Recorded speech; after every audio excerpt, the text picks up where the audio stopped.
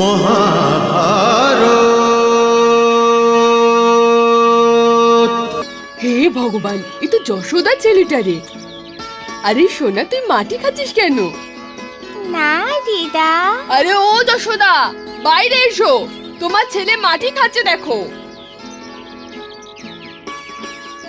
আরে এসো না বাইরে।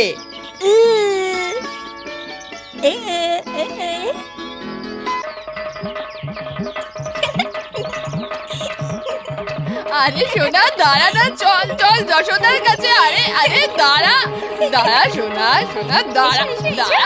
আরে পাচ্ছি না দৌড়তে তোর মতো, দাঁড়া না। আরে আরে চল চল চল যশোদার কাছে। আরে আরে সোনা দাঁড়া, সোনা সোনা আস্তে দৌড়ো, পড়ে যাবি সোনা।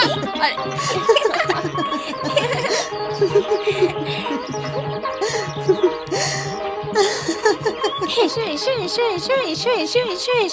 আরে যশোদা, তোমার ছেলেটা ওখানে বসে মাটি খাচ্ছিল গো।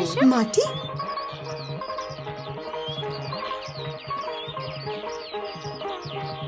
তুই মাটি খেয়েছিস কানে? তুই আর মাটি খাবি? আমি তো এই বলতে এসেছিলাম যে সাবিত্রীর ঘরে ছেলে জন্মেছে, রইলে তুমি আর এই রইল তোমার ছেলে। আমি তো চললাম কাজে। তুই মাটি খেয়েছিস কানাই? মুখ খোল, খোল মুখ, মুখ খোল, খোল মুখ।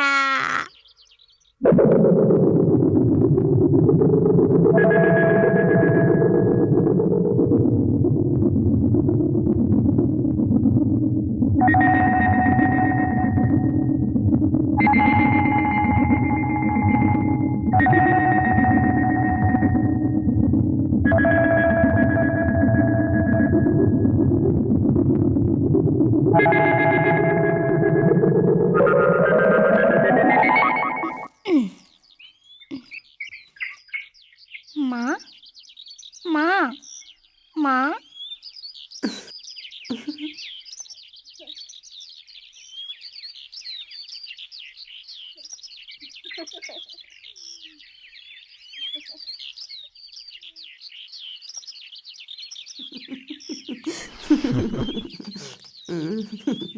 কি করছো যশোদা? আমি আমার মোহনকে আদর করছি। ঠিক আছে, এসো কানাই। আমি তো দেবো না আমার সোনাকে। এটা তো অন্যায় হচ্ছে যশোদা।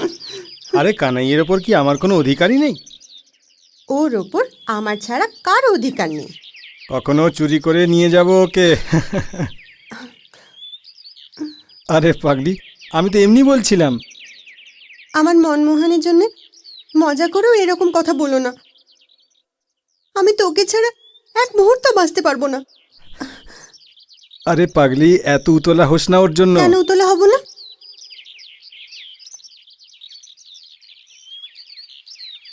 মহা